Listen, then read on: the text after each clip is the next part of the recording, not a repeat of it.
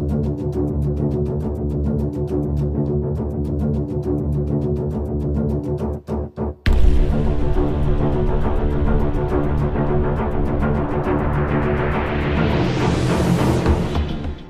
everyone, and welcome to a new episode of Your Last Best Hope for Conversation, your Babylon 5 podcast. I am in the CNC, as always, with Lou. Hello, everyone. The podcast mom, Karen. Hello.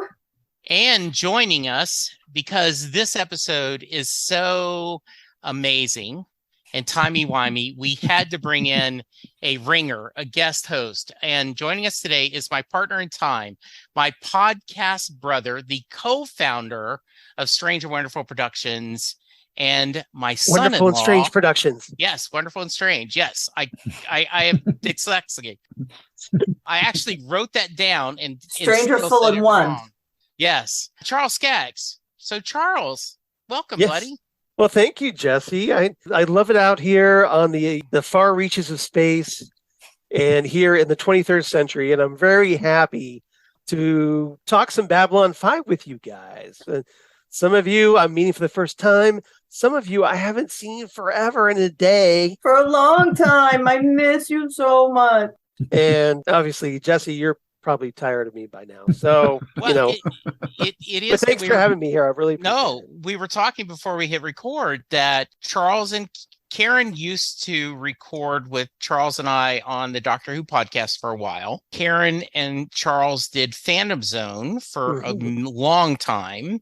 Back in the day. And Charles and I continue to do Next Stop Everywhere. And routinely, I will jump in on either the Fandom Zone or Titan Talk or something.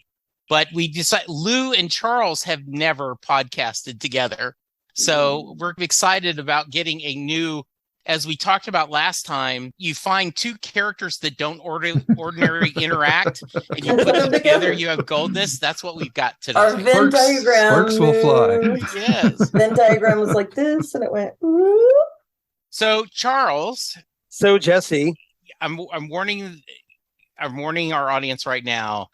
Charles and I can talk. So you get something to drink. Wait a minute. We will do. What? I'm just saying this may go long. So right? wait a minute. But So you're saying it's my fault? No. I'm saying that No, you this and I, talks a lot too. Aaron and Lou, we may go long, especially on this episode. But before we start, Charles, tell us a little about yourself and what's your Babylon 5 background? Well, let's see. So as Jesse explained, I do a lot of other podcasts now for Wonderful and Strange Productions because we broke away from the Southgate Media Group. We went independent, hooray. And those include Next Stop Everywhere, the Doctor Who podcast I do with Jesse, and then also the Phantom Zone podcast that I used to do with Karen back in the day, and now currently do with a guy named DJ Nick, and we have a lot of fun there. And then also Ghost with the Twin Peaks podcast and Drunk Cinema that I'm doing currently with Zan Sprouse, who is the wife of comic book artist Chris Sprouse. And we have a lot of fun. And I'm someone who's been a longtime Babylon 5 fan since probably the late 90s when the show started being aired on TNT television here in the States. And this was about the time where the 5th season hadn't debuted yet. And so I thought, after hearing such great things about the show, I wanted to check it out. And the first thing that I watched was the TV movie In the Beginning, which was great for a newcomer like me and my wife, Lori, where we were able to dig into things and get up to speed. To see all these characters, all these concepts and whatnot. And then TNT was also showing reruns of the previous 4 seasons. So that gave us a chance to get caught up and with the current season that we were also watching. Yes, similar to me, where I did the same thing. We had a lot of debate, Charles, and so of when do we have, because Karen and Lou have not seen anything. They are watching one episode at a time. Yeah. When do we do In the Beginning? And so... Do you want my recommendation? Yes, I'm asking your recommendation. I would do it just right before season 5, really, like when just the way that TNT aired it, because it doesn't have to be part of it is set in the future, obviously, but Yeah. it's also set prior to the 5th season, Yeah. told through the framing of flashbacks. I think that works pretty well there, I think, set before season 5. So Yeah, that's what I would we do. that's what we decided, is because in real time that's when it would have happened. Yeah. And so we're watching it. Go And with that the seems to be the consensus. Yeah, if nothing else, go with the Mhm. transmission dates. Yeah. Yeah, exactly. So good. Well, we are talking Babylon Squared. Originally aired August 10th, 1994. Babylon 5's immediate predecessor, Babylon 4, suddenly reappears after mysteriously vanishing 4 years earlier. So, spoilers, it is timey-wimey, and everyone guessed that because they went, well, if Charles wants to be here, does this have anything to do with time travel? So we're going to start with you, Could Charles. be. Start with you. Quick thoughts about the episode. My quick thoughts. Well, this is a personal favorite of mine, obviously, because I wanted to talk about it here on this podcast. It is, for my money, at least, it's one of the first real highlights of the first season. This first season, compared to later seasons, struggles a little bit because JMS, J. Michael Straczynski, is still trying to figure out his characters and to some extent where he wants the show to be taken, what's working, what's not working. This episode is a great, and this is actually a term that gets used a lot in Babylon 5, sign and portent for the future of Babylon 5. It is something that sets up a bigger payoff in season 3 without going into spoilers, because I don't want to get yelled at. But it does get paid off in season 3 in a 2-part story called War Without End. So you have something to look forward to. And you get to see the other end of the events that play out in this episode. So this episode, it really impresses me that JMS was able to tell the events of this story, but yet make so many notes for down the road, hoping he would get the chance to pay it off. He does. And as a result, it's just an amazing creative effort by a writer setting the table, and we're sowing seeds, I guess is a better metaphor, for the future. And I just love it. I love the introduction of Tim Choate as Zathras, one of my all-time favorite Babylon 5 characters. And I'm looking forward to quotes, needless to say, when we get to it. Yeah, I was sharing with Lou and Karen that there are times where, as the veteran, you try not to spoil, and you have to, like, they'll go, oh, I wonder if this will pay off later. And you don't want to go, no, it's not going to, or yes, it will, either way. But I did say this episode does have some nice payoffs.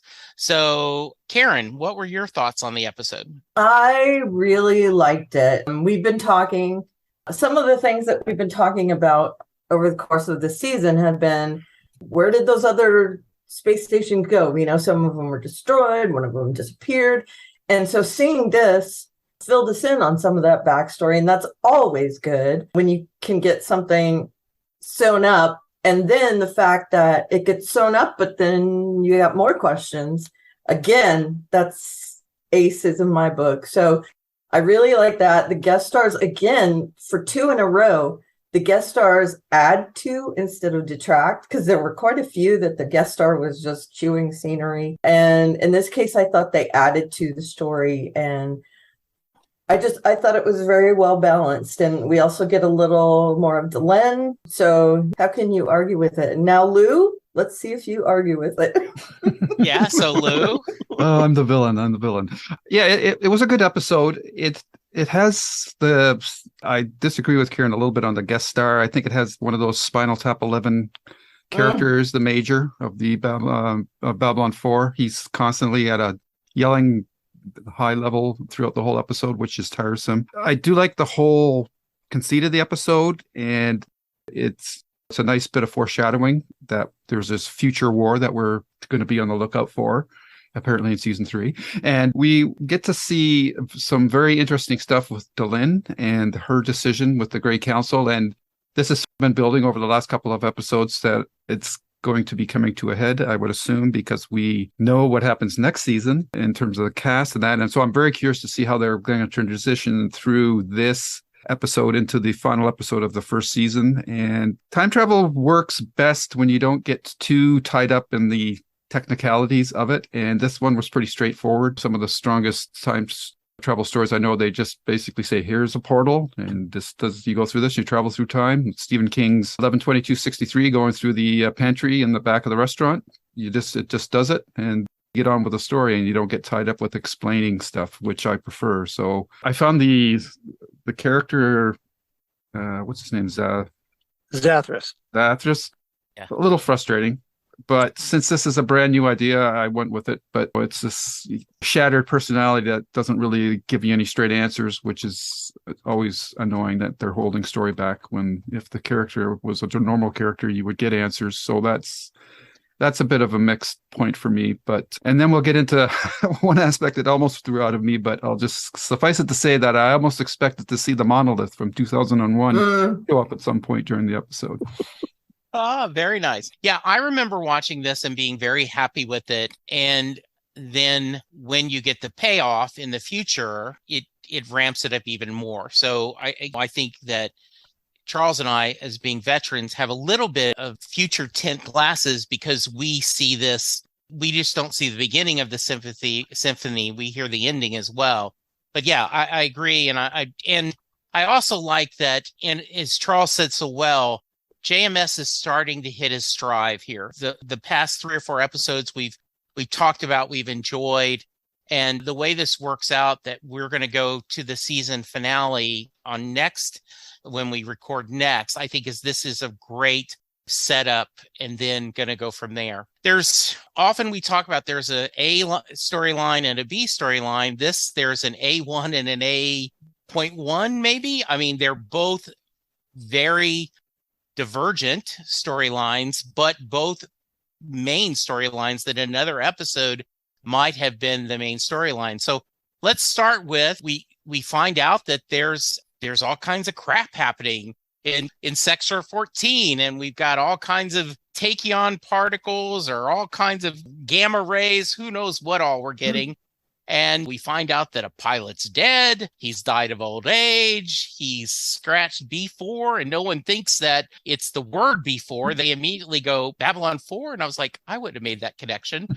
But let's start going up to, and we'll just go through the room, maybe up to the first flashback. But let's guess first, Charles. Give me your original thoughts, and you have to tell me. Okay. Do you fasten and zip, or then you zip and then fasten? Well, actually, I tend to zip then fasten.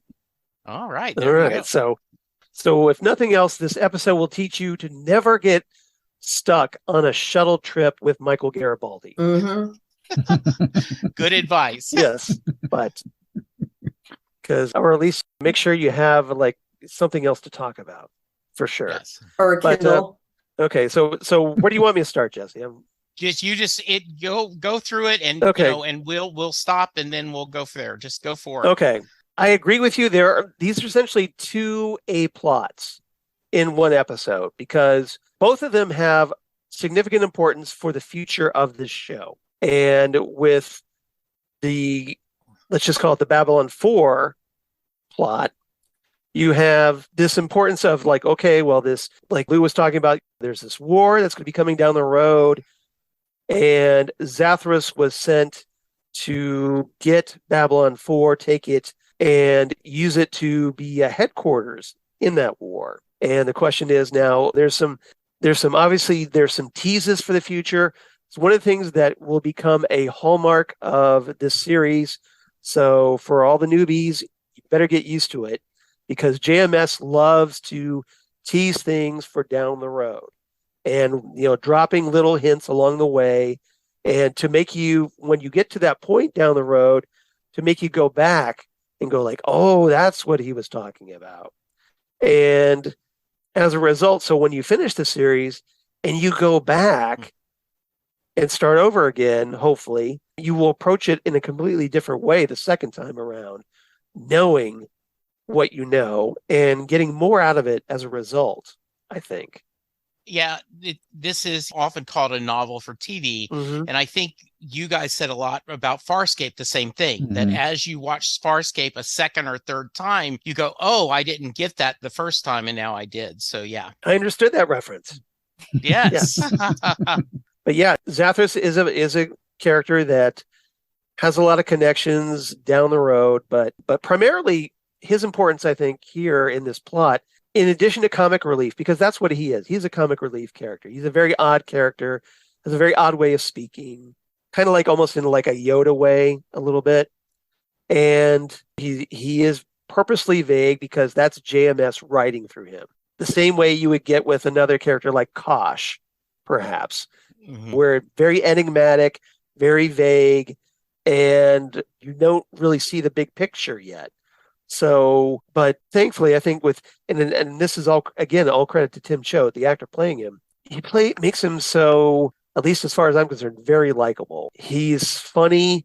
He's a little self-deprecating, but he also has this sense of responsibility. He knows that he can't really divulge everything because it will have future implications and could potentially disrupt the timeline in the process. So he does have to be purposely vague. And as a result, that makes him, I think, more interesting because he's got secrets that he's not telling. He's not putting down all his cards yet. And as a result, I think that it makes him enigmatic and someone you want to know more about. Yeah, and I want to hear from the other two, but also like there's that point where Zathras dies. Right. Then Zathras died. I don't want to take your quote. I'm sure that's one of the ones. Oh yeah, he's a little fatalistic, but yes, but he's pragmatic about it. And I remember being really captivated when Commander Sinclair walks in and he, oh, not the one. Not the one. Not the one. Lou, how about you? Let's talk a little bit about early thoughts of the storyline. Yeah, another great character scene with Sinclair, Garibaldi, and Ivanova at the breakfast where they switch out their food to make it look like she's fallen asleep for the whole breakfast. I like that. It was interesting that she relayed the information about the fact that they were getting a signal from Sector 14, but nobody really twigged on that. Like, if the previous space station disappeared in that sector, wouldn't that be like saying, oh, that's where the Titanic sunk? Or they just nobody seems to twig on to it until quite a bit later in the episode. So that must be, I'll attribute that to JMS's writing style of not wanting to give away things right away. So we'll go with that. There's a reference to tachyon particles, which is interesting, and I'm sure that we'll find out more about that in the future episodes, because I don't think they've referenced tachyon particles before. The other issue, the other thing I like, the vibe with this episode I was getting is, and you already referenced it, Jesse, is like with Farscape, it was like well into almost the last 2 or 3 episodes, I think, when Crichton first meets Scorpius, that we really get the overarching series story going. And then Fringe, I think it was almost the last episode, or maybe even the last scene of the first season, where Olivia jumps to the alternate world with the Twin Towers are still up. So this episode has that feeling. Definitely. Yeah. That's a really good point. And I cannot remember that guy's name. I'm terrible with names. It was Zathras. He, from my perspective, I can understand. I'll come back to this maybe and look at him and say, okay, cool. But he reminded me of that character from Star Trek 3 that McCoy was trying to charter a ship to go to Genesis. He talked like that guy, and he kind of looked like him a little bit too. But it's Planet Forbidden. Yeah, it's a little frustrating if you don't know where the story's going, because he's being either deliberately or JMS deliberately obtuse about certain things. And I was kind of surprised that they gave away what I think we all figured out before we got to the end of the episode, who the guy in the spacesuit was going to be. So that was given away pretty quickly, but that's what it was. So that was. You weren't surprised that it was an older Sinclair? I was surprised that he was older. Okay. That much older? Like, he looked quite a bit older. So I don't know, but we don't know how far this time jump is. So it was a bit surprising to see him, and with the scar.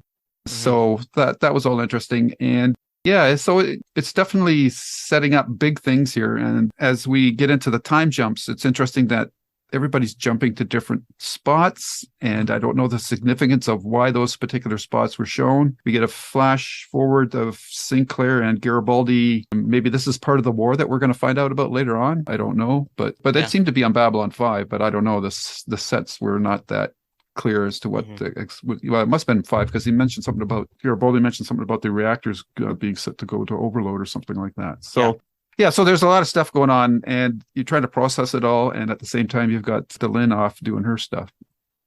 Yeah. So, Karen, up to this point, sure. thoughts? Well, one of the things that I keep, and I know Lou not as much as I, but as I spoiled for poor Lou, Sinclair isn't around for the whole run, and I know I love Bruce Boxleitner.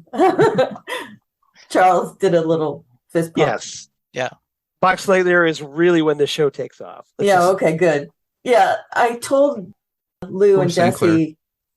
I told Lou and Jesse he was my first celebrity crush, Bruce Boxleitner. So I cannot wait for him to appear. But so one of the things that's always in the back of my mind when I see an episode like this that looks like it has ramifications down the line and Sinclair is part of it, I think, okay, so what is that going to do when Sinclair is not on the show anymore, when Bruce Boxleitner comes on? And I don't know like 100%, but I know that he at least makes, and don't say anything, he at least makes one appearance later on. And I don't know how many or in what context or anything like that. And I think maybe that's to my detriment that I have that in my head, because I'm almost taken out of the drama of the show, thinking about, well, where is this going to fall? Is it and I know there's ramifications from this down the line, but like, is it just going to have like canon rewritten because Sinclair is not on the show anymore, or what's going to happen? And that was the main thing that kept going through my mind, which again, it's one of those things that it might have been to my detriment this time, but it also excites me because it's wondering what's going to happen down the road, and that's always a great thing. And to me, I love that breadcrumb writing. We said a lot of the time on the Farscape podcast that, and it was my thing, like take a drink if Karen mentions tapestries, but there's definitely right, there's definitely a tapestry being made. And I feel like we're going to see the threads moving through, but we might not see them cross until we won't see how parallel they are or how much they cross until the whole rug is made, or wall hanging, or whatever you prefer. So I'm looking at it now and I'm thinking, well, the tapestry doesn't really, it's confusing to me, but it looks like it's going to be pretty. So there's my analogy to it. All the breadcrumbs in this one, especially with Sinclair, thought-provoking in a real life situation and also in the context of the fiction of the story. So I was not aware Sinclair was leaving, but because, like Charles, I had watched in the beginning, I was familiar with the Boxleitner character. So it wasn't a big jump for me. How about you, Charles? It was a little confusing, that going back and forth initially from Boxleitner to Jeffrey O'Hare, but I kind of got over it pretty quickly, because once we got through the first season and Boxleitner comes on, it's such a home run, because Jeffrey O'Hare, nothing really bad to say about the actor apart from the fact that he speaks with a very monotone voice. We have talked about that at times he can be wooden, then other times he really hits it out of the park. Yeah, just a little bit. But compared to Boxleitner, it's night and day. Now, thankfully, this will not be the last we see Jeffrey O'Hare. Yes, as you talked about. But I will not say more. Thank you. Exactly. So I want to get Lou, start with you, Lou, first. All right. So a little more depth. There's a great war coming. Mm-hmm. There is going to be a great war, darkness and light against darkness and all these things. And they need Babylon 4 as a base of operations. Zathar's like, we live for the one, we would die for the one. So your thoughts about this war and what you think, just any initial thoughts about where you think this is going and what we've seen so far. That's pretty tough, because I don't know. I don't know if I've been introduced to all the players yet in this universe. And the players that I do know, I can't really see which, unless it's Earth and Mars. But it sounds like it's much on a much broader scale than that. And I'm still trying to figure out why they need Babylon 4 as a station, because it's not going to move anywhere. Well, I guess it can move through time, but I don't know if it's moving through position as well. So I'm really not sure. The only clue that I've got is that, or clues that we've gotten so far, is that the Minbari think Sinclair is very important. And we get a tease at the end of this episode that I believe it was Delenn that Sinclair was talking to, because we only see her arm. We don't get this, but it sounded like her voice, but I might be wrong in that. So No, Nope, you're fine. that's- It's her. They confirm that it's her voice. okay, so I'm not sure who's fighting who, and I'm not sure how Sinclair became the one, but it has to do something with the Minbari's initial interest in him from the get-go, and part of the reason why they've stopped the Earth Minbari war. And this, maybe they saw something come on. We've got hints that in Minbari society through Delenn's mentor, who ended up in the machine in the planet Epsilon 3 that nobody really talks about, and I'm not going to say anything more about that. And so I think it ties into the Minbari storyline, but I'm not sure how, and I don't know who the players in the war are. Karen? Yeah, samesies. And also, there's a few other things that pop into my head. Like, we've had a lot of hints about the Mars colony. Does that have something to do with it? And like Lou said, are they moving Babylon 4? Is it something that like Babylon 5 needs to help with because everything's happening around Sinclair? Is he the sun around which everything else orbits? I really want to see it, because it looks like I'm doing a terrible job of getting my points across. It looks like to me, You are doing fine. Okay, it looks like to me that people are thinking we're coming from this time of maybe not 100% peace, but we're getting there, because Babylon 5 is this like meeting of all the different races, creeds, all of that, and maybe there's this underlying feeling that something bad is coming, like, that cloud that's hanging over. And so, there's like, I guess there's like two camps, are like the people that think since the Earth Minbari War, everything's good. We're headed into this new frontier of peace and happiness. And then there's other people that are just waiting for the other shoe to drop.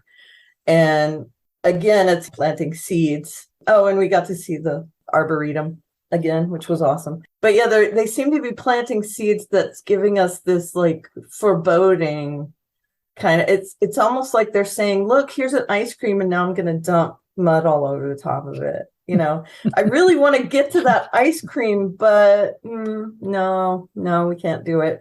We're going to make it fall off and have the dog eat it. So I'm going to be the queen of inferences. And now I want ice cream. Sorry, I don't have any either. A mud pie.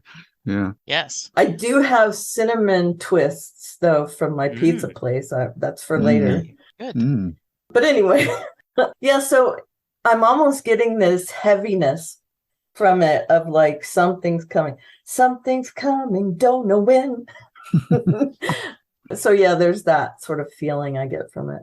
Maybe it's got something to do with Jakar, since he's been disappeared for so many episodes. They're unhappy that we haven't got much Jakar over the past few episodes, Charles. Karen, get used to that feeling. Yes. So, okay, Jesse, Charles. I do have one more Yeah. point. I'm sorry, because Karen Please. just twigged my. If Babylon 4 is being used as a base of operations, where's the equipment and people that are using it as a base of operation? Because the crew that's there was the construction crew, but they don't know anything about this station being used as a base of operations. Plus, they've been gone for 4 years, 5 years, Yeah. 5, whatever. So, are the people that are being used for this station, do they not come through time with the station when it goes back to this original point? Or I don't know. It's all that's timey-wimey stuff that I don't know. That's a darn fine question. You're bending my brain.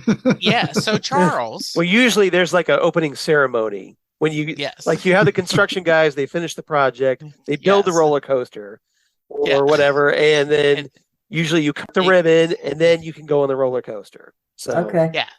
So Charles, yeah. what do you want? What are your feelings about Okay, wait the a minute. Great War? He just said he wants ice cream. Ice cream. Oh, that's a good point. Yes. Yes, he does.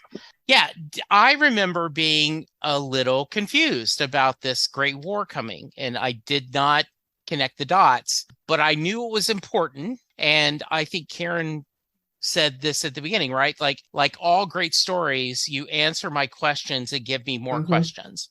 So anything you want to share that is non-spoilery about, the Great War and what we're going on. As I think you mentioned, Jesse, this is JMS writes in the style of a novel. And in a novel, you don't give all your major plot points in the first few chapters. Right. There's a lot of twists and turns along the way. Characters grow and change, and you will see that. But as far as this war goes, there are definitely ominous tones that are now starting to be set.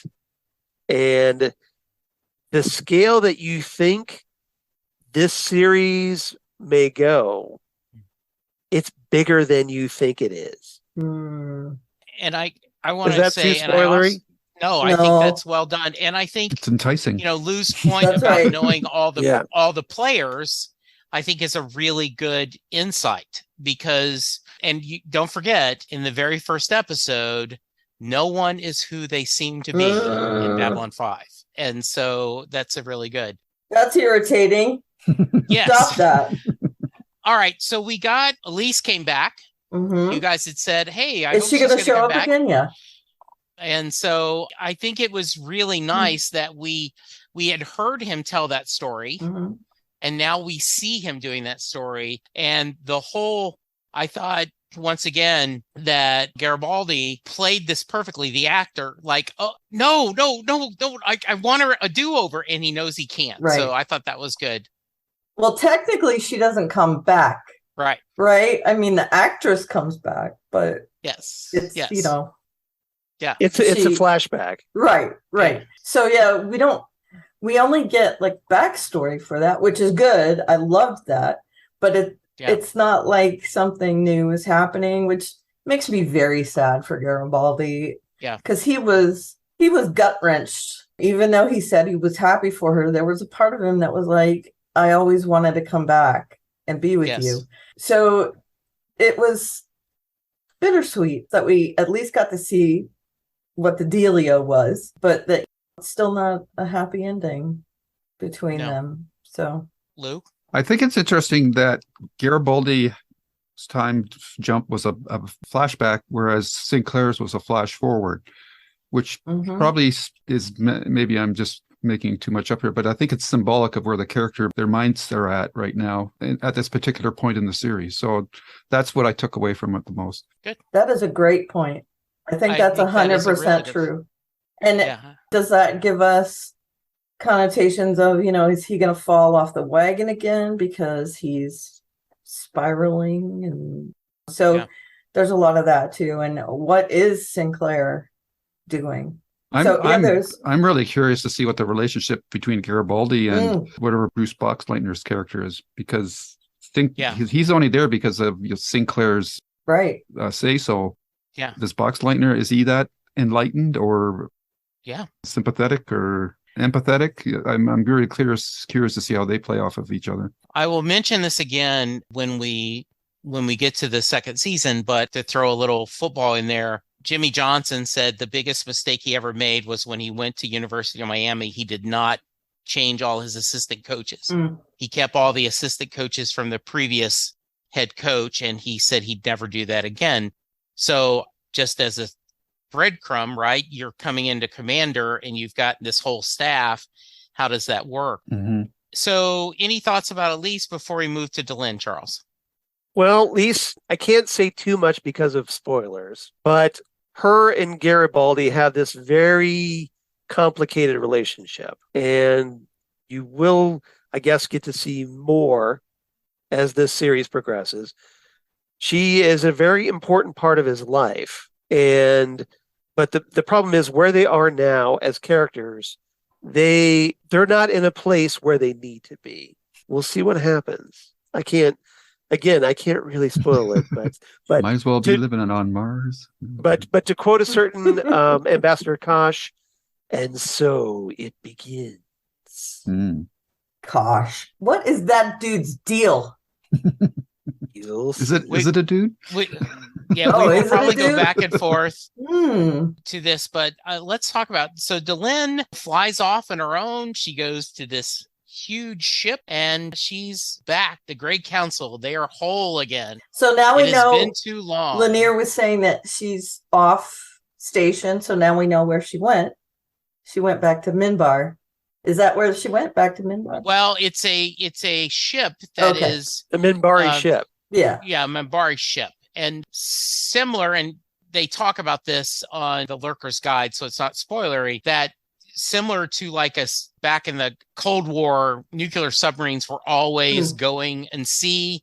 This ship is always traveling. Okay, they are. Yeah, that is where the Great Council lives, which seems impractical. You would think you'd have like the White House or something at Minbari, but so she's there. It's the group of 9, and they go, "Hey, good news. We want to elect you to our leader because the time of mourning has passed." And I was, first off, that's a long mourning period. And she's like, "I'm kind of happy what I'm doing." So Charles, talk to us a little bit about the Great Council and Delenn's conflict. She's pulled in 2 places. Ambassador Delenn. Yes. So Delenn is definitely a conflicted character. She is, as you say, she's torn between these 2 worlds. She serves on the Great Council, and we finally get to really see the Great Council here. But she has this responsibility because she was the protege of the former leader, Ducat, and she has taken upon herself to follow in his footsteps.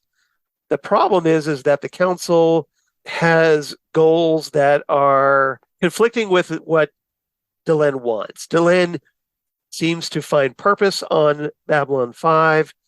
She mentions in this episode that she sees potential for humans and also what she can do as an ambassador on this station. So they want her to give that up, but she's not ready to do that. And it comes to a vote, and if you notice, the vote is very close. It's 5-4, and she gets to stay, and they basically decide, well, okay, we're not going to do anything at this time. So when she returns to Babylon 5 at the end of this episode, though, there's another member of the council, and he gives her something very important called a triluminary.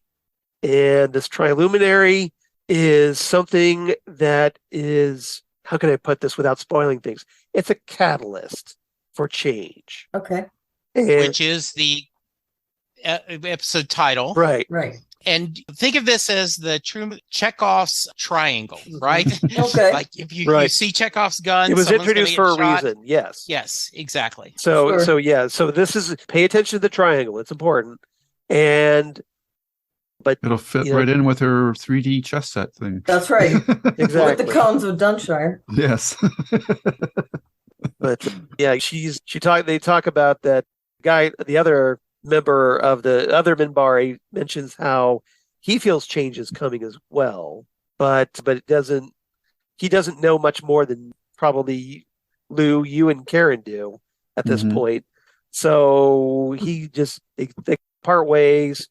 And we'll just have to wait and see what Delenn does with that triluminary. I wonder if it really does go with that set that she's playing. But you won't have to wait very long. I'll just put it that way. It is, Okay. Yeah, and I think that's a good point. Skipping ahead a little bit, it says his lines were, "We are surrounded by signs, and these are curious times, Delenn. I feel a great change in my bones, a new beginning, an end I cannot say. We are surrounded by signs and portents, and I feel a darkness pressing on our backs. If ever you have needed me, I am here. Now Valen go with you and light your way." And every season of Babylon 5 has a title, and Signs and Portents is the title for the first season. It's essentially the theme for the season. Right. Yes. Right. Yeah. And this is what this does. Essentially, it's setting the table for down the road. Yeah. And there are definitely these, like I mentioned earlier, that there are these signs and portents throughout this episode for what happens in the future. Yeah, and the other thing we learn is particularly that darkness that was mentioned. Yes. And they said that the war was stopped because humans have a destiny. And Jeff and Zathras mentions that to Sinclair that he has a destiny.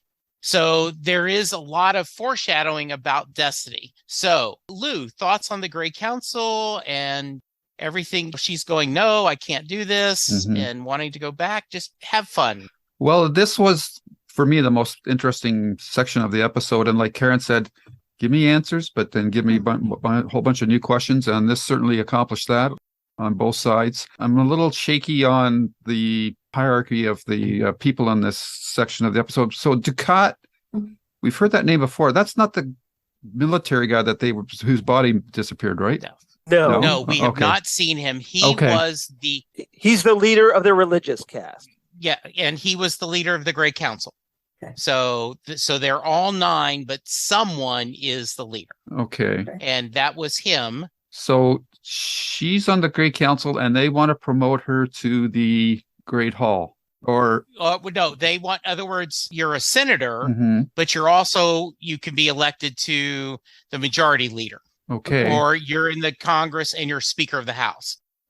She is on the Grey Council, and they want to make her the leader of the council. Yeah.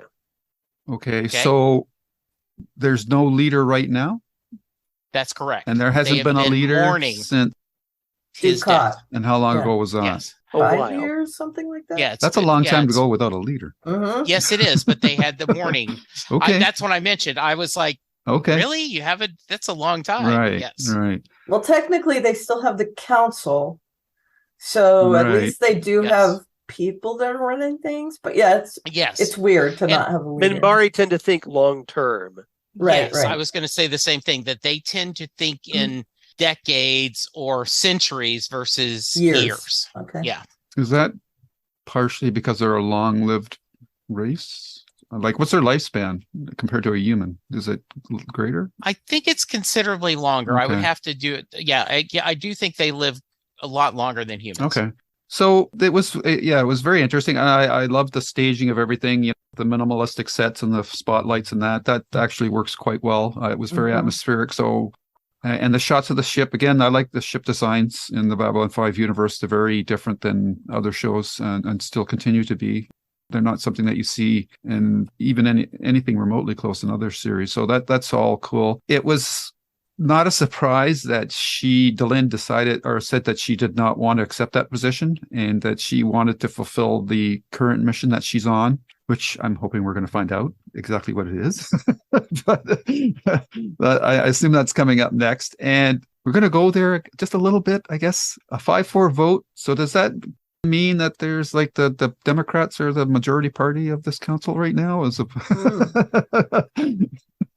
it's interesting. By the way, did a quick Google search. About 200 Earth years is their average lifespan. So 133 there. What did you see? I was just gonna add to Lou's point that the council is essentially 3 parties. Okay. Yeah, the war cast, the warrior caste, the worker caste, and the religious caste. Okay. It's interesting. I was surprised. I'm surprised in a way to hear that the worker class is represented on the council. I thought it may have just been the other 2 parties, and that was part of the problem. So essentially, they all there are 3 parties, and so there are 3 members each for a total of 9, and then they're all supposed to be equal branches of government. Yeah, and I think.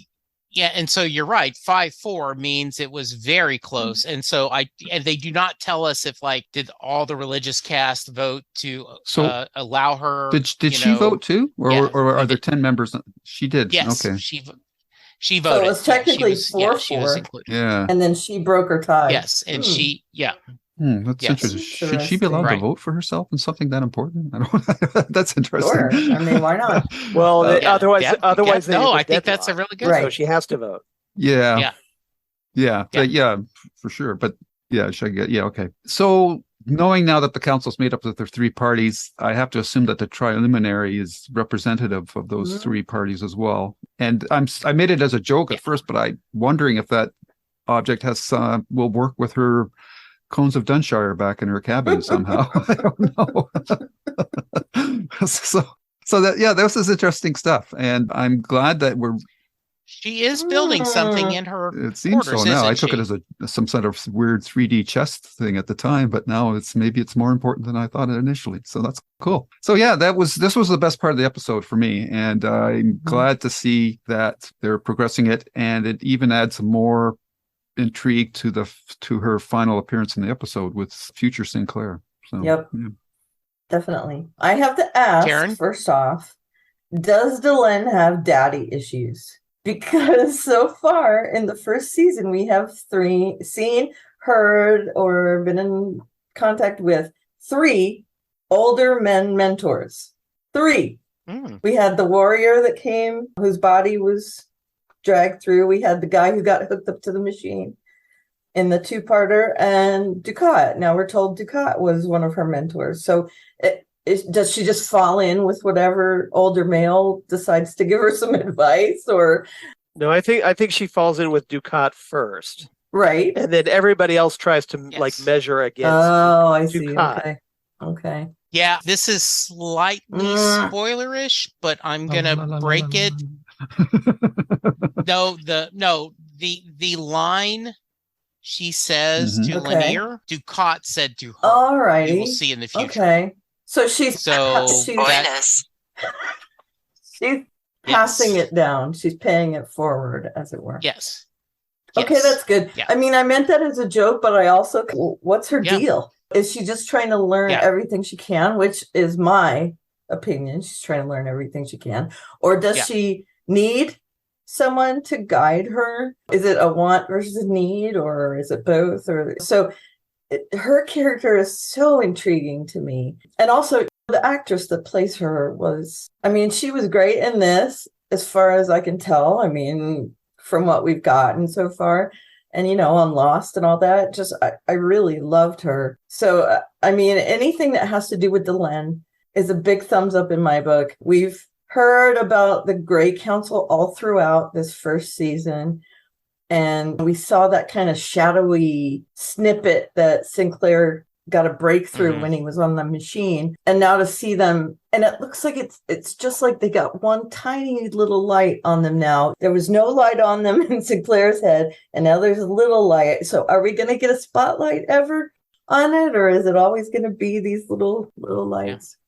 I do think that's a cool looking image, right? The darkness, and then they do that. And I love at times JMS's dialogue. He is good at pure dialogue, but he is also really great at this I stand between the candle and the star. I mean, he loves these speeches, and he's doing, and writing this almost poetic rituals. Yeah, poetic rituals that are did. So are they going to flip on the light, and we're going to see there's couches in back of them? No, they will never do. Yeah. They have a model train or something, Yeah, like pizza boxes, some beer cans in the corner. Right. Yes. Yeah. That's one of the things that cracks me up about this episode, because Delenn, she's all lamenting, "Oh, I'll never see the inside of the Great Council ever again." And my point is, well, how could you see the inside of the Great Council, because the lights are never on? Right. It's all black. You don't see them now. You're not missing anything. Right. Yeah, and they left us where, okay, is she still going to be on the Great Council? Right. I mean, they left this wide open, like we're going to have to discuss. Does that mean she's voted off completely, or she's just not the leader? Yeah. Yeah, was she voted off the island, right? So we'll see. Yeah. So very, very, very interesting. And I do love that the series is a lot about destiny. And do you find your destiny? Does your destiny find you? How much do you control your own destiny? And I think the answers could be all of the above, depending on who the character is. All right. Anything else? We've talked about both storylines. Susan said she wants to go next. Is there anything we haven't talked about that we should? And I'll start with you, Charles. Okay. Well, I mean, we haven't really talked about Zathras being interrogated, have we? Yeah, I think that's Okay. perfect. Let's go with that. So Perfect. Zathras, Garibaldi, and Sinclair, they go to Babylon 4 and they meet that Major, what's his name? Major Krantz. Okay, so Krantz is like, okay, come on back to the conference room. And we've got this guy that you got to meet. It turns out to be Zathras, who apparently just came through one of the temporal flashes that they had and just showed up. Well, Zathras is there. He's sitting at the table and trying not to, again, say what's going on. Garibaldi's getting really frustrated with him. It's like, well, I'm paraphrasing here, but he's essentially like, look, if you're not going to, will you start talking if I beat you up to a pulp or something to that effect? And it's only then that he's like, well, maybe I'll give a little bit more. And then he talks about, well, the station it's going to be used, and there's this terrible war coming. That he mentions that he's following the figure called the One, which is extremely important. And this is someone very important that he would apparently die for. Mentions that I would live for the One, I would die for the One. And he talks about how the One is hurt and he needs to help them. But that conversation, just when it starts getting really interesting, it gets interrupted when the security guard comes in and talks about, well, there's this situation. And so they go outside, and in a very funny moment, Zathras completely bails on the security guys that were supposed to keep him there in the conference room. So they go out and they see this figure in a spacesuit materializing out of thin air, and Zathras declares him to be the One. Is that setting the table enough? Yeah, that is setting the table. Great. I do think it's almost you almost like Benny Hill music should be like Yakety Sax by Boots like, Randolph. What? Yes, He's exactly. doing this. Yeah. Look, Skylab. And then Yes, what in the world could that be? Also, okay, but if he sees Sinclair and says he's not the One, but then he sees the person in the blue spaceship is the One, the spacesuit, which, by the way, JMS says we didn't mean for it to look like 2020, the 2001 spaceship. Really? Those were actually leftover suits from the 2010, the year we made contact. Oh, okay. Yeah. So that's probably why so, you thought that you were waiting for the black monolith to show up. Yeah, exactly. Yeah, exactly. Yeah, They just that's cheaped exactly out right. Yeah, as well. he said that. Yeah, they just did that. Yeah, Babylon 5 was done on a budget, a limited budget at times. Yes. That was one of the things that JMS wanted to prove, that if you could do a show on a budget, because if you had the scripts done in advance, that your people could build the sets and do the costuming without being overtime. So anyway, Lou, thoughts on our escaping, who's the One, the whole interrogation? I also think it's interesting. You mentioned, right, the Major, look, I'm still going to be held responsible. It's my butt on the line. I'm taking this proof. I don't care if he's alive or dead. I'm going to show, look, the strange alien is the one who did it, not me. So, Lou, thoughts? That stupid spacesuit just keeps bugging me. If you're not intending it to look like something so iconic, it's a pretty weird thing to go with in a big episode like this. So I don't know if there's a Easter egg there, but because the name Zathras to me is the short form of Zarathustra, which is like the Nietzsche One philosophy as well. So my mind's running down that whole track. I'm wondering now if this guy's some sort of a priest or a prophet or something like that. So that's going with me now too. So a Yoda figure in a way. So yeah, that's where my mind's going, and it's all because of that stupid spacesuit. Dumber Yoda is what I would call him, maybe. Yeah, well, maybe he's scrambled in time. If he gets back to his right time, he'll talk better. He'll or be something. fine. I don't know. Lou, sometimes the cigar is just a cigar. Right. A kiss is just a kiss. And I feel like we're almost, don't say anything, guys. I feel like we keep building on things like Grail, where there's seekers and there are people that Delenn finds worthy because they're seekers. And so, I see little like shades of are we getting more of that flavor from this? Are they implying?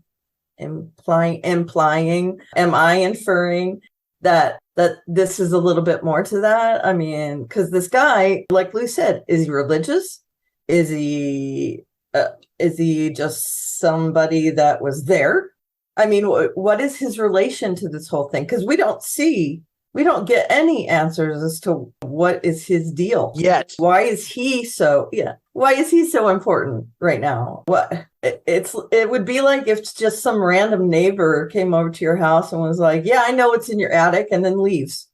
Hello, what do you care what's in my attic? So yeah, he is confounding to me, but again, it's one of those things that you just know more is coming with him. I mean, this whole episode was just like, hey, look, we say, hey, look, Skylab, but the only thing I keep thinking of is in Beverly Hills Cop when Gilbert Gottfried is trying to bribe Axel Foley, and he's like, what could I have in this hand that would make you forget about what's in this hand? And he's got money in this hand and all his parking tickets in the other hand.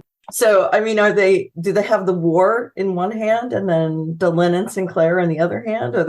What are they trying to juggle here?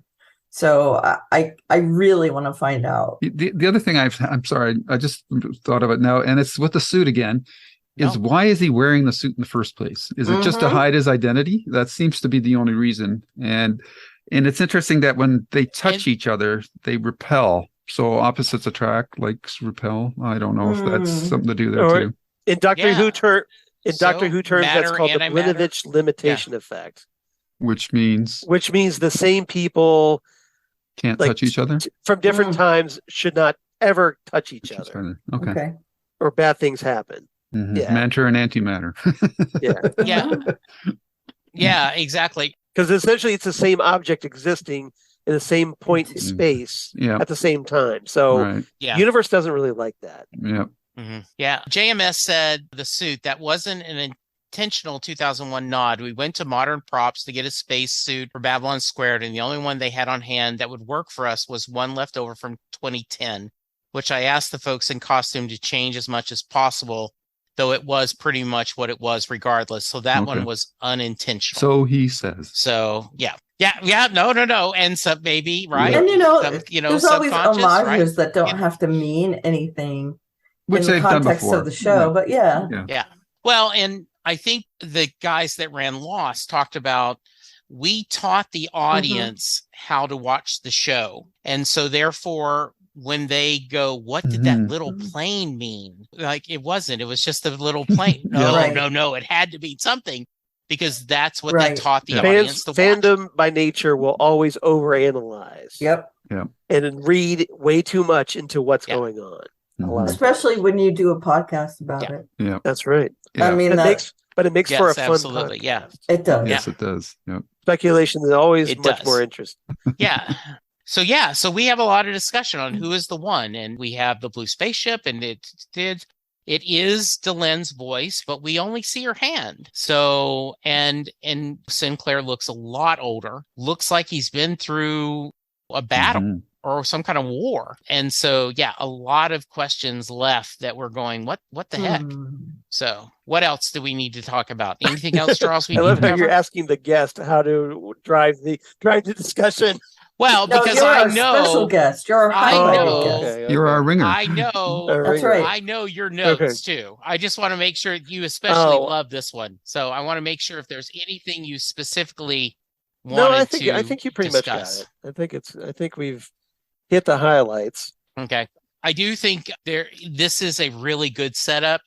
As we talked about, we've got the season finale coming up, so it's going to be good. All right. Before we do ratings, are there any quotes you want to share? And I know that Charles loves his quotes. I do want to ask Button Zip Button, which one of these?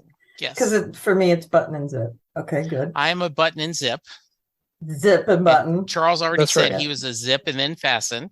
Yeah. Charles, like Lou? Are you Jim Trunks all the way? I kind of go back and forth. Depends on what I'm wearing.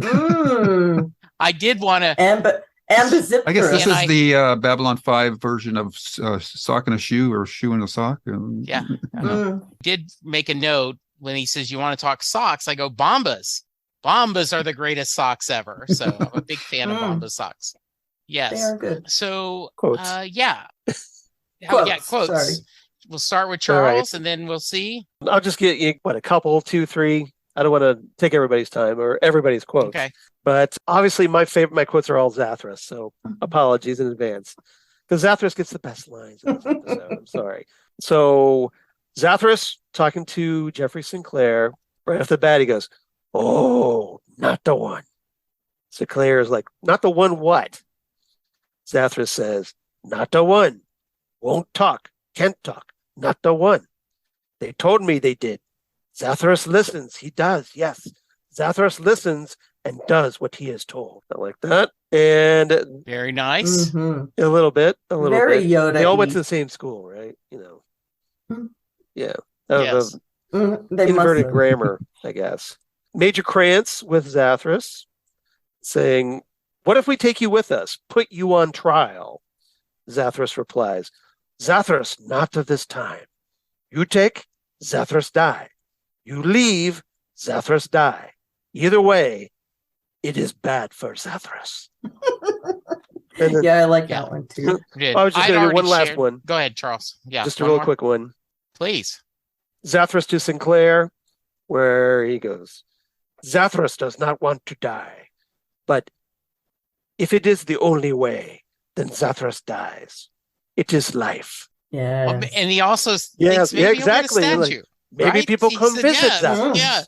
Like, hey. Yes. Yes. All right, Karen, do you want to give a rating? Yeah. Oh, can I do a couple quotes? Yes, absolutely. We just don't normally do quotes. So I'd love that. Oh, well, you did it for me? Thank you. Yes. Yeah. So building off of that, I like Zathras tells maybe we don't break Zathras's scrawny little neck, Yes. which I like. And then I think one of my favorite lines, and it's in context of the whole scene, but it's "I'll notify your next of kin." Yes. After they play the trick on Ivanova, it make that whole part makes me laugh because Yeah. I like seeing them in lighter moments, especially her. And She's and had a pretty hard year. I do. And she established you don't want to piss off Ivanova because Ivanova is God. That's right. exactly. Ivanova is God. She also established she has trouble waking up in the dark. And they go, right. That was another one of her great quotes. But it's always dark. Mhm. Yes. Yes. Mhm. I did love Commander Sinclair talking about being raised by the Jesuits again. He throws that in there and talk about waking up in the mass and doing that. And she's just slowly falling off to sleep. How about you, Lou? Any quotes before we get to ratings? Especially with that monotone voice, right? Oh, he was perfect. Yeah, I think, well, Delenn is continuing to double down on the reasons why they're so fascinated with humans, particularly like where she said, "The passions we deplore have taken them to their place among the stars and will propel them to a great destiny. Their only weakness is that they do not recognize their own greatness." So there's definitely something going on there. It's a little bit like the synergy that you get on the original Star Trek with Kirk and Spock. Like Vulcans have given up their emotions and humans are very passionate, and you put the two together and you end up with something that's greater than the sum of the individual parts. And I think that's something that's going on here with the Minbari. They've lost some spark because of whatever their backstory is, that they've decided to subjugate certain feelings or traits or whatever. So I find that quite fascinating. Lou, you may be onto something. Yeah. I think you are very much onto something. All right. Dun dun dun. Karen, rating. I'm gonna give it 8.5 missing forehead triangles because we did not see those on the Great Council. Ooh, very nice. We did not, Lou. I'll give it 8. I'm afraid, Dave. Oh, nice. Charles? I give this one a 9 because it's such a fun episode, especially when you know the other side of it. Right. So 9 out of 10, timey-wimey Babylon 4 station. Yeah, nice. And Charles and I are both coming from the same choir. I am 9 out of 10 uneaten plates of breakfast food. Yeah, that's good. That's a good one. Yes. Yeah. So, Karen, did we get any feedback? We did. Let's go with Alexander first, and I'll do some editing here. This is a big one. Any episode with a name that's some sort of play on the show's title has got to be special, and Babylon Squared doesn't disappoint. In a way, I don't think this episode invites all that much discussion compared to the others in this season, because this episode is mostly concerned with a big science fiction story, but doesn't tackle as many societal or political topics as a lot of B5 often does. Let's see. The most striking thing for me about Babylon Squared isn't that it takes a particularly unique approach to time travel. I think we've all heard about space anomalies and tachyons many times before, but the story spun around notably doesn't lean into either of the two appeals that I always figured made time travel special.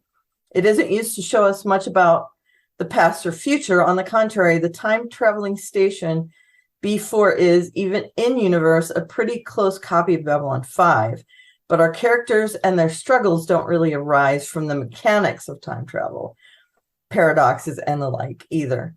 It's not even our crew that does the time traveling by themselves. Instead, time travel is just something that is happening to people in this universe, and our characters have to contend with it. With all that said, Mike, in my continuing quest to get to the bottom of time travel appeal, I'd like to ask all of you, what is it that you enjoy about time travel stories usually? And how well does Babylon Squared work as a story about time travel, in your opinion? And I think that's a good question for us. All right. Lou, you want to start? With the motley crew we have here. I'm sorry, what was how do you feel about time travel in general? Oh, do you think this worked as a time travel story? Well, it wasn't the focus. Like we didn't get to see the effects of the time travel. So like we just got introduced to the concept that there is time travel. So I can't really speak to how well it's going to play out yet. And they just what's there. It's something to do with tachyons, and that was really the whole thing about it. But in general, time travel stories, it's a fine line to walk because it depends on which theory of time travel you believe in and so forth. But again, I'm less interested in the mechanics of time travel and what do they do with it in terms of a story. Okay. Yeah, agreed. Yeah, Karen, how about you? What do I like about time travel stories? That is a hard one to answer.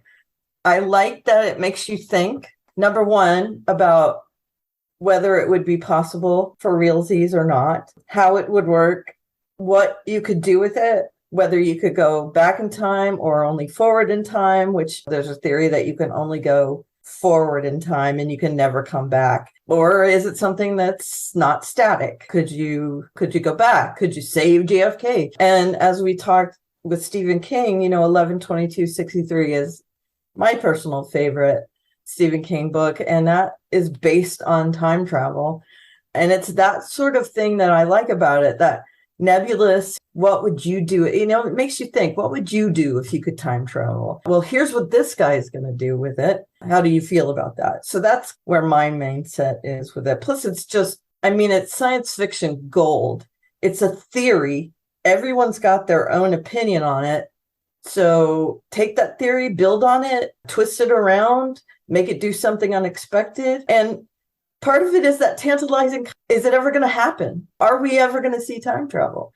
So it's all of those things and more. And I think this worked okay. Mm-hmm. I don't think of this as a purely time travel centric episode. I mean, there's time travel in it, but it's not the main conceit of the episode. Yeah. So like some of the best Star Trek episodes are time travel too, right? Like City on the Edge of Forever is fantastic. So and I think that you can do some really cool stuff with it. And Quantum Leap was one of my favorite TV series. So yeah, you can do good stuff with it.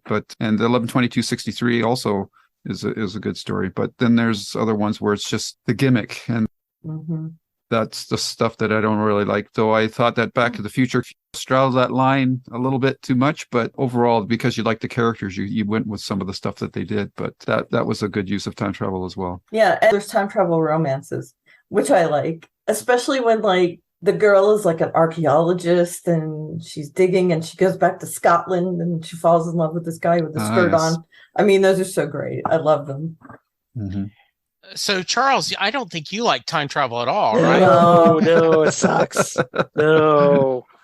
No, that's why I've only been doing a Doctor Who podcast for 8 years now. Yes. Yeah. So what I love about time travel mostly is that because, and I think Lou and Karen expressed this perfectly, it's such a versatile tool because you can tell any kind of story, and it makes it even more special when you say it's this plus time travel, right? You can do time travel romance, you can do time travel adventure, you can do a time travel war movie, time travel assassination, or just anything you really, it leaves it up to obviously the writer's imagination, but it's such a versatile format. And when it's written really well, it's fantastic. But it's a little bit of an art to really, to do the hard time travel. You mean, you have to talk about like Stephen Moffat writing Doctor Who, mastery, where you think about, well, there's all these ramifications. You got to do like all the contingencies, all the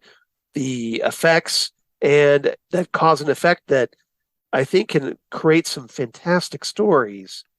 So it just depends on whether you have a central idea that's interesting enough and you have a writer that's talented enough to pull it off. Yeah. And now, thankfully, with JMS introducing time travel here in this episode, really, you will get to see that he has a pretty good grasp on the concept, especially when he's doing it across multiple seasons of a TV show. Yeah, my first love of science fiction TV was Star Trek and the Time Tunnel. Mm-hmm. So I grew up that. If I'm pushed, one of my favorite books is Replay by Ken Grimwood. Yeah.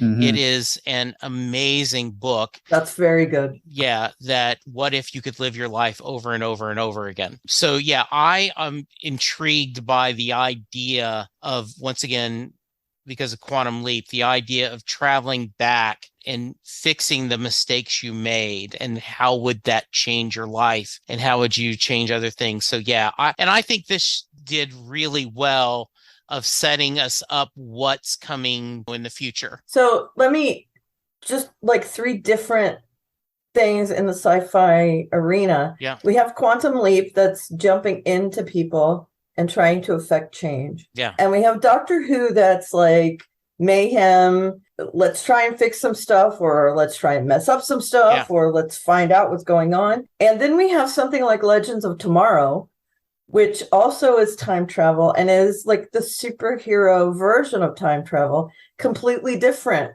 from all the other. And that's one of the things I love about it, is that there's so many different perspectives you can see it from. Would superheroes want to go back and be super in the past to try and help fix something? And do they mess it up? Like, do they get chastised by the council that tries to oversee it? I mean, there's all these ramifications. So anyway, I didn't mean to get into anything. I just thought those were 3 different really good examples of.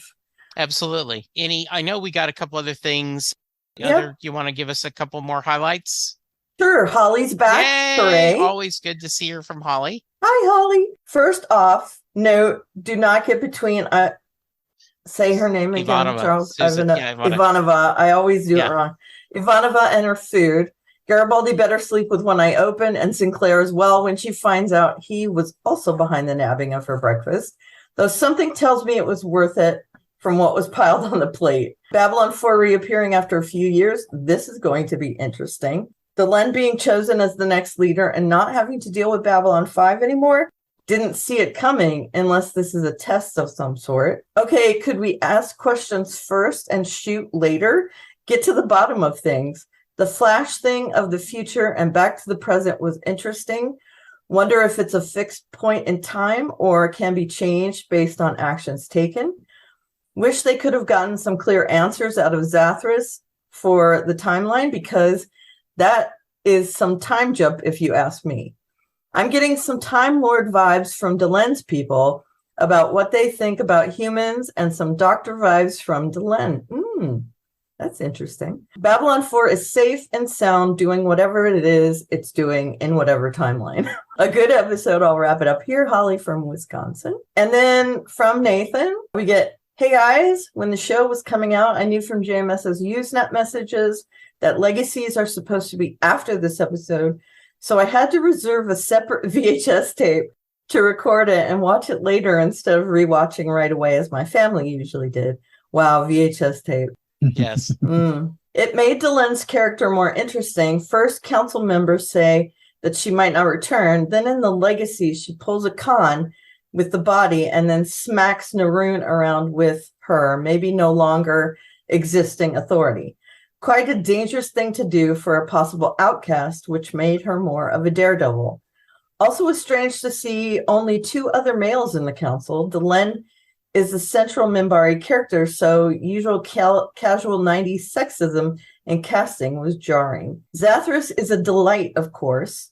Tim Choate is a wonderful guest star. I really like to quote, "Not the one," when searching for something, and tongue-clicking when ruminating. Looks quite idiotic. Finally, this episode for me was the one that made Babylon 5 a quote-unquote real show. By that time, I'd already seen several episodic series.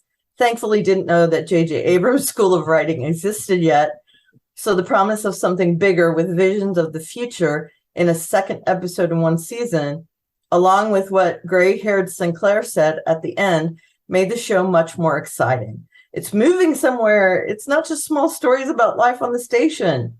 With regards, me. Thank you, Nathan. Yeah, we got one from Texas, Anla Shock.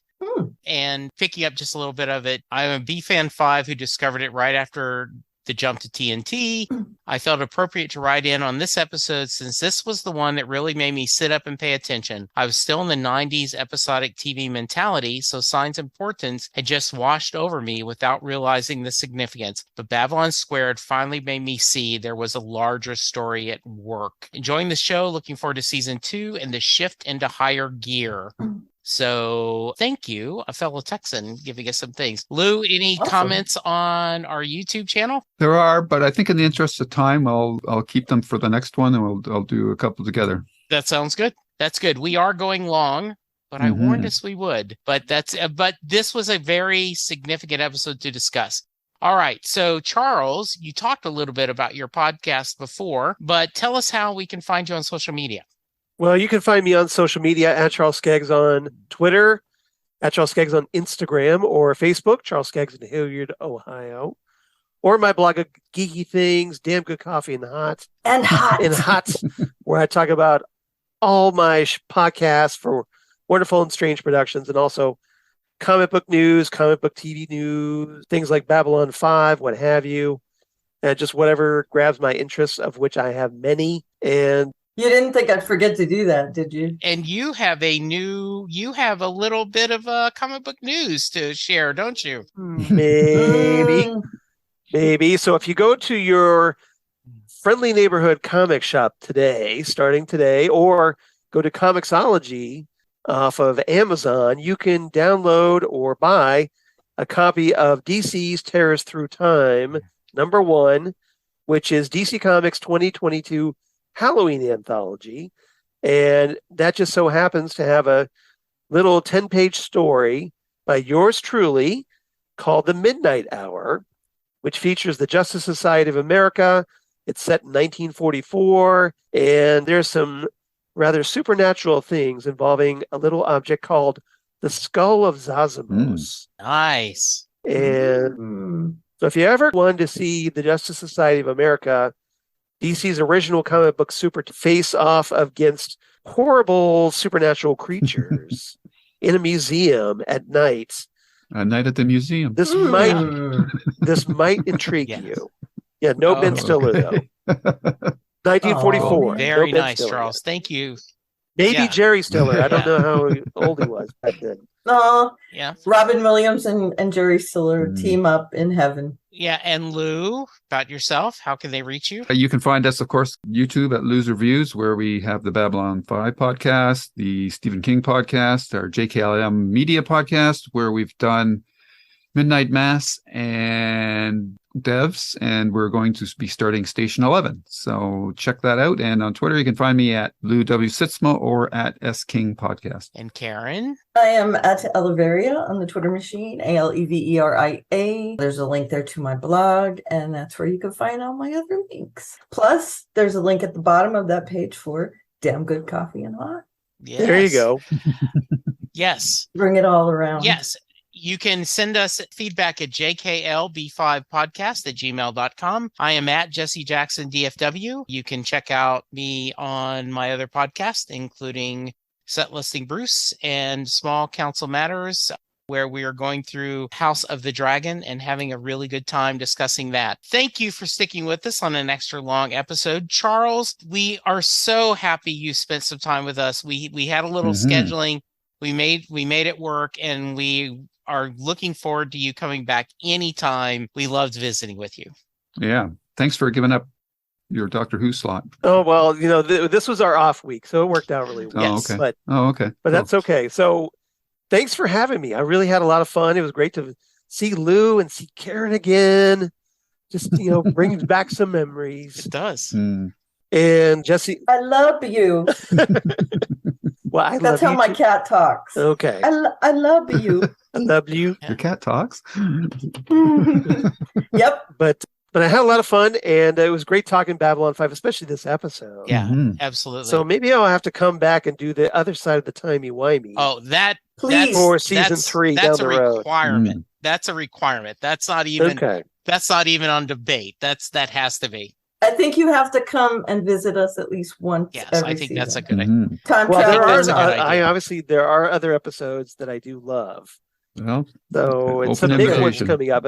Some big ones coming up. So very nice. Season 2 is when the ride really takes off. So we've been told. Guys. You're in for a lot of fun. Yeah. Good. Yeah. All right, Lou, Karen, Charles, thank you guys. Listeners, thank you. We will talk to you soon. And next week, season 1 finale. Yeah, I'm looking forward to it. Things are going to change. And goodbye. Bye-bye. Bye, everyone. Bye. And Scene.